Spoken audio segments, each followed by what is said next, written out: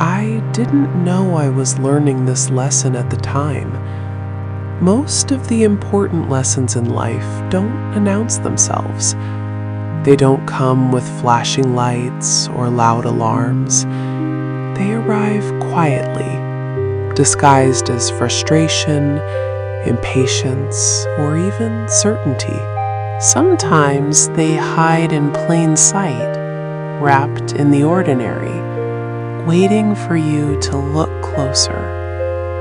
They are the moments when you feel like something's off, but you can't quite put your finger on it. When everything you thought you knew is suddenly questioned, and you are left wondering if the path you've been following is really the right one. And then, years later, when you least expect it, these lessons show up again. Not as the frustrations you remember, but as understanding. They remind you how far you have come and how much you have changed in ways you never expected. They show you that everything you went through wasn't a mistake, but a lesson in disguise. It wasn't until much later that I realized these moments were trying to teach me something bigger than I understood at the time.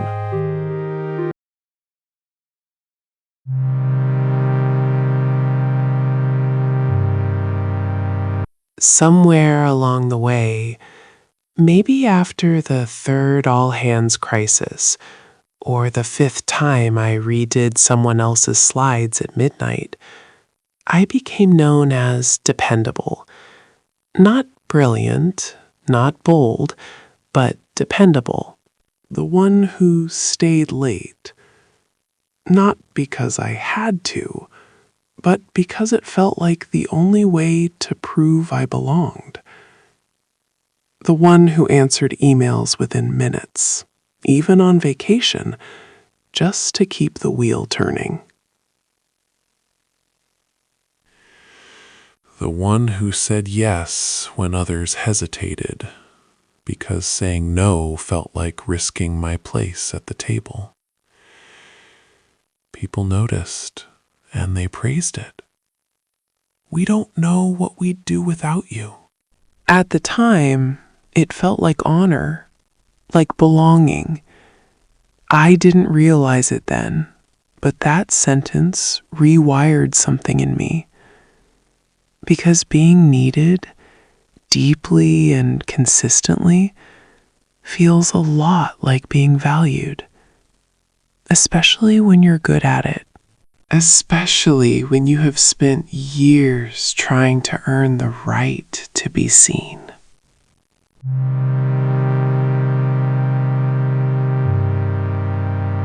I remember one spring evening. My daughter was 12. She had asked me weeks in advance to come to her school's poetry reading. The day arrived. An urgent request landed in my inbox at 4:30 in the afternoon. Can you revise the investor deck by 7? I hesitated. Then I emailed her. Something came up. I'll watch the recording. She didn't send a recording. She eventually stopped asking me to come. That night, I finished the deck. It was flawless and utterly forgettable. But the look on my daughter's face after my failure to show up, that stayed.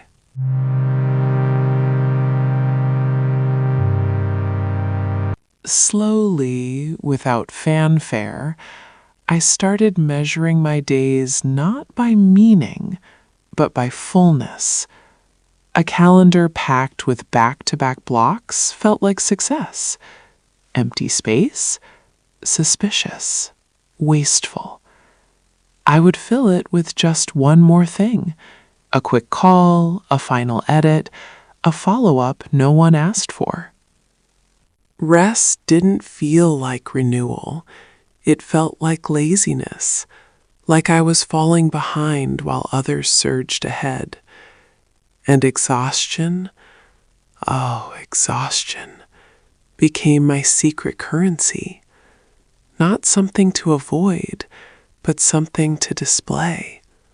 Look how much I carry. Look how much I give. I didn't call it burnout. I called it commitment. And because the work kept coming, because people kept saying, "You are the only one who can handle this," I assumed I was doing something right.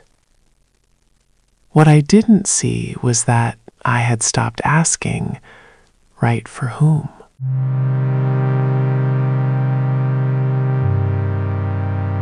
What I didn't notice at first was the quiet erosion, the things I was trading for the illusion of indispensability. Conversations shortened to logistics. Did you get the file? When's the deadline? Moments with loved ones were postponed. Let's do dinner next week. I will call you this weekend. Until next week became a ghost, and this weekend never arrived. Evenings weren't for rest or joy. They were a resource to be mined for extra hours, extra polish, extra proof that I was trying hard enough. I told myself I'd get back to the things that mattered later, but later became a habit. And habits are hard to question, especially when they are rewarded with praise, promotions, or simply the relief of not being replaced. The truth was, I was so busy being needed, I forgot to be present.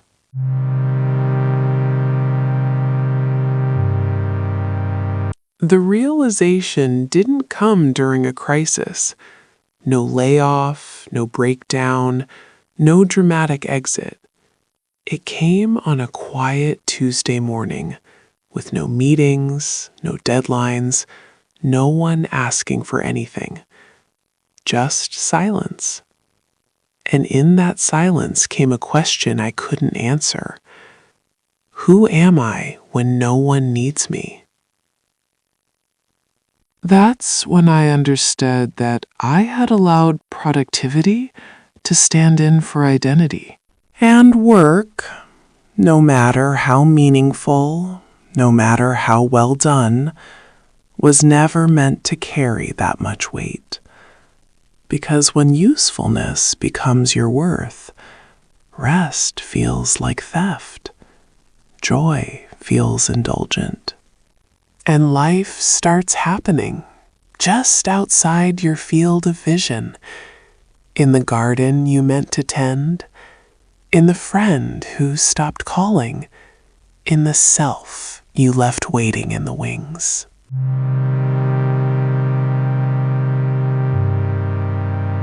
I don't believe dedication is a mistake. Caring deeply about your work is a gift, not a flaw. But I have learned this. Being constantly needed isn't the same as being deeply known. Work will always find a way to replace you.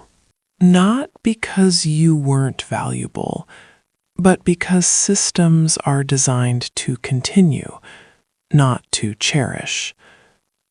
Life doesn't work that way. Life asks for your presence, not your output.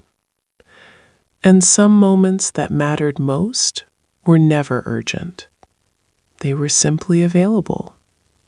A shared laugh over burnt toast, a walk with no destination, or a quiet afternoon with a book and no guilt. Now, in this new chapter, I am again learning how to be available to others and to myself. Not because I've earned it through effort, but because I'm human. And that is enough.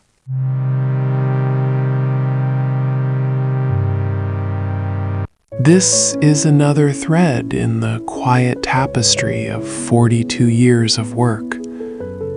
Not offered as advice, not wrapped in regret, not as a mistake I needed to undo, just shared as something that became clear once I stopped filling every silence and learned to listen to what remained.